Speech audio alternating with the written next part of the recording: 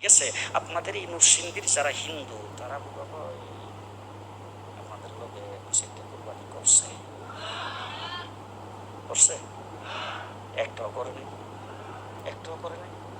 আপনাদের মাধবদী বাজারে ব্যবসা করে এরকম হিন্দু আছে না নাই? নরসিংদী বাজারে ব্যবসা করে এরকম হিন্দু আছে না নাই? মুসলমানদের সাথে তাদের ব্যবসা লেনদেন আছে না নাই? আরো জোরে বলেন আছে না নাই? তাইলে আমার যখন কোরবানি আসলো তখন একটা হিন্দু তো একথা বললো না তাদের সঙ্গে ব্যবসা করি, তাদের সঙ্গে সমাজ করে চলি, তাদের বাজারে বাজার করি, তাদের সঙ্গে লেনদেন করি, তাদের সঙ্গে উঠা বসা করি। তাইলে তো আমরা আমাদের সামনে কোরবানি যখন মুসলমানদের আসছে তখন ধর্ম যার যার উৎসব তো সবাই, তারা যখন কোরবানি করে তাদের সাথে আমরাও দুইটা কোরবানি দেই। দিছে জি। আপনার জুমার নামাজ পড়তে বোধহয় আসছে, ঈদের নামাজে তো যাইও, সবে বরাতে তো মোমবাতি দেয়।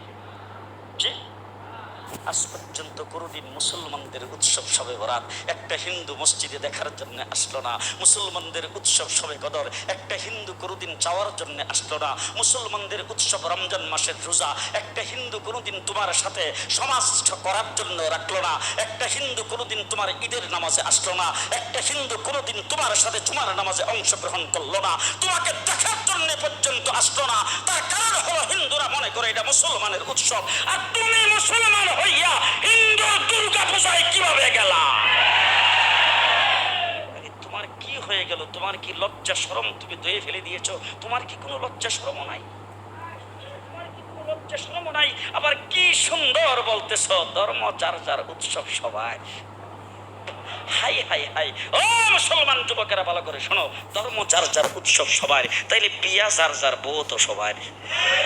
জি, বিয়ে যার যার বউ সবার, পুষ্কুনি যার যার মাছ সবার, গাছ যার যার ফল সবার, ক্ষেত যার যার ফসল সবার, দোকান যার যার মাল সবার। এখন ঘুমাইছে কি কথা বলেন না কেন?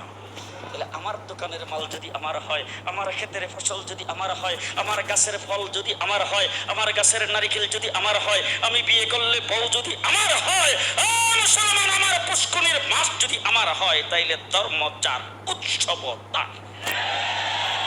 ধর্ম যার উৎসব আরো জোরে, ধর্ম যার উৎসব, ধর্ম যার উৎসব তার। ও আমার ভাইরা, হিন্দুরা আমার দেশে যারা বসবাস করে তারা আমার দেশের নাগরিক ভাই। কি ভাই? নাগরিক ভাই। সুতরাং নাগরিক সুযোগ সুবিধা যেটা বুক করা সেটা তারাও বুক করবে। রাষ্ট্রের নাগরিক সুযোগ সুবিধা তারা ভোগ করবে। আমরা মুসলমানের দেশ, বাংলাদেশ সাম্প্রদায়িক সম্প্রীতির দেশ, আমরা কোনোদিন তাদের পূজাতে আক্রমণ করব না, তাদের কোনো অনুষ্ঠানে আমরা বাধা দিব না, তাদের ব্যবসা বাণিজ্যে বাধা দিব না, তাদের চলাফেরাতে বাধা দিব না, তাদের কোনো কার্যক্রমে বাধা দিব না। নাগরিক সমস্ত সুবিধা তারা ভোগ করে বাংলাদেশে বসবাস করবে। এইটা দেওয়ার জন্য যদি আমাদের কোনো যুদ্ধ জাহাজ করা লাগবে সেটাও আমরা করব। তবে মুসলমান কোনোদিন হিন্দুদের পূজায় যাইতে পারবে না। হিন্দু জীবন আমাদের কোনো পূজায় আসে না। ঠিক ঠিক না ঠিক? ও মুসলমান, কি সুন্দর আমার দেশের মুসলমানদের ছেলেপেলাদের পর্যন্ত আজকে গায়ে রং রং লাগানো হচ্ছে।